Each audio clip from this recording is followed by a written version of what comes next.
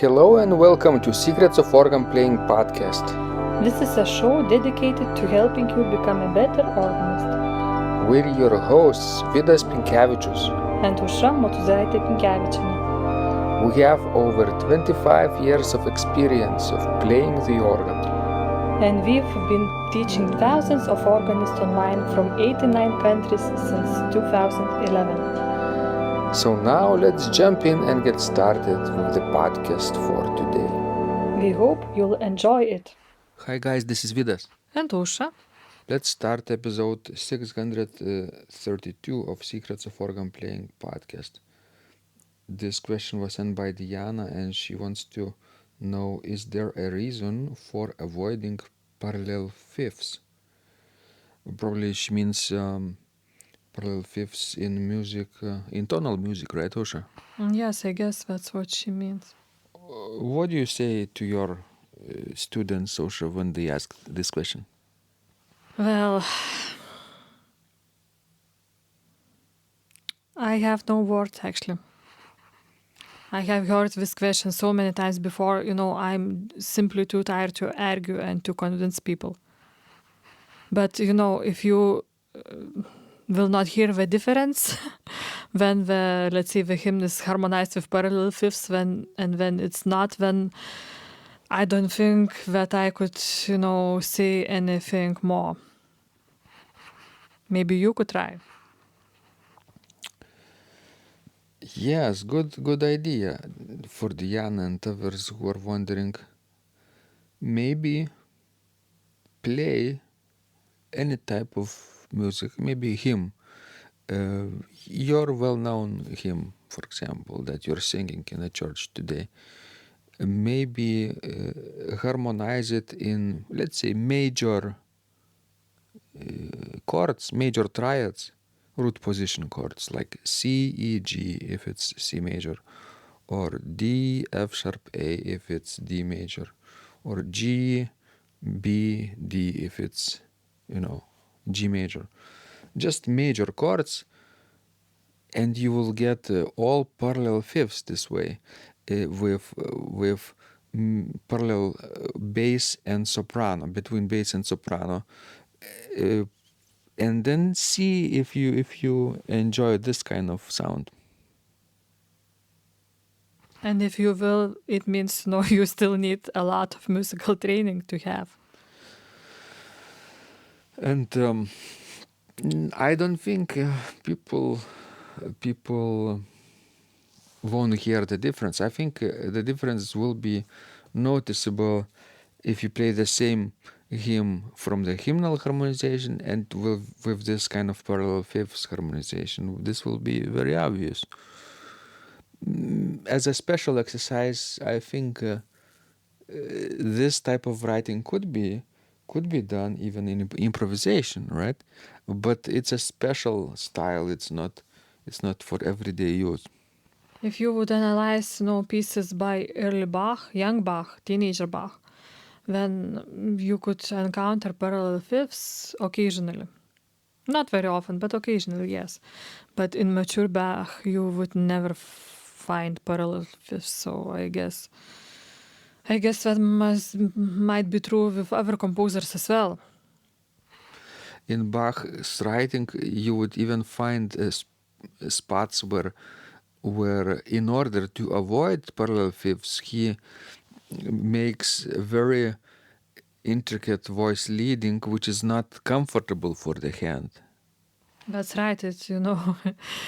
It astonishes me every time, when I'm working on a new piece by Bach, and I'm just shouting to Vidas, oh, Bach was, voice leading freak. Of course, I'm just kidding, but he really took very serious the voice leading.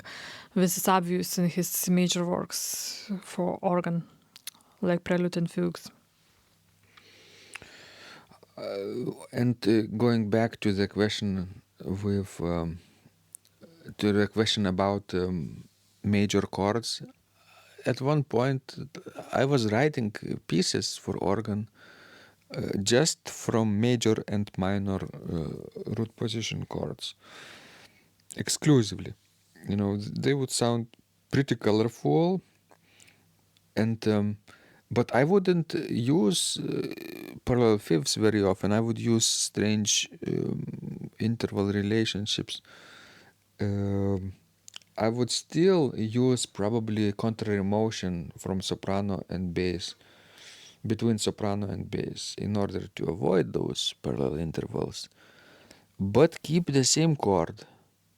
So, for example, if the soprano goes from C to D, and the bass goes from C to D, we would get two C major and D major parallel chords. So instead of this, I would move the bass somewhat downward in a different direction than soprano, and have from C to B flat. And instead of C major and D major, I would get C major and B flat major chord. Makes sense? Yes, sure. So this is better. And we are talking about avoiding parallel fifths in the music of common period. And of course, if we would talk about music from Middle Ages, about early organum, then of course the parallel fifths were perfectly normal. Early polyphony originated from Gregorian chant in a way that it was like a commentary on the chant, and at first it was like a parallel motion in parallel fifths and octaves, fourths with the chant, and therefore it was not independent.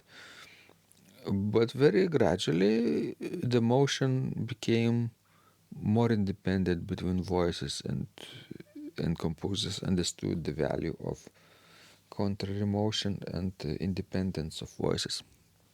I think as soon as the major and minor triads and sixths appeared in the music, composers stopped, making parallel fifths.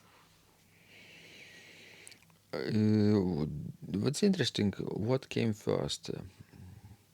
Instrument tuning with major thirds, or musical composition with major thirds? I think it came together. I think it was, it supplemented each other. Because at first keyboard instruments were tuned in perfect fifths, like Pythagorean tuning system. And in that time, parallel fifths were predominant, and sounds of fifths were also predominant. We also have earliest surviving keyboard manuscripts from the 14th century. It's called Robertsbridge Codex, or a little bit later in the century, Codex Faenza.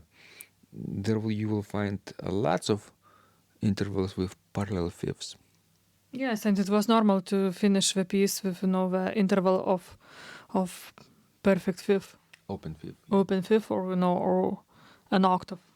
Yeah, but later tuning changed, and the style changed at the same time. We would hear more and more sounds of major thirds. At first, not in a root position, but maybe in the first inversion. Faux bourdon, it was called. That technique of parallel six chords was very common actually at one point. It was transferred to the continent from England, actually. John Dunstable was using that in at the end of the Gothic period, beginning of Renaissance, basically, and then it moved to France and Burgundy. Yes, because the major and minor systems were, sort of completed during the Renaissance period, and during that period, parallel fifths actually started to disappear very fast. Except in final cadences, right? Yes. Because it was still a perfect interval to finish the piece or a section. So, I hope this answers Diana's question. Somewhat. But as Ausra says, people need to get more basic training first in order to understand these concepts. Sure, because the scientists, musicologists from ancient times, they wrote treatises about all these things that we are talking about, and even just about simple intervals, you might find many volumes of treatises written in. So, in order to understand that, you need to dig deeper. All right, guys, this was Vidas. And Ausra. Please send us more of your questions. We love helping you grow. And remember, when you practice, Miracles happen. This podcast is supported by Total Organist, the most comprehensive organ training program online. It has hundreds of courses, coaching, and practice materials for every area of organ playing. Thousands of instructional videos and PDFs. You will not find more value anywhere else online. Total Organist helps you to master any piece, perfect your technique, develop your sight reading skills, and improvise or compose your own music, and much, much more. Sign up and begin your training today at organduo.lt and click on Total Organist. And of course, you will get the first month free too. You can cancel anytime. If you like our organ music, you can also support us on Patreon and get free CDs. Find out more at patreon.com/secrets of organ playing.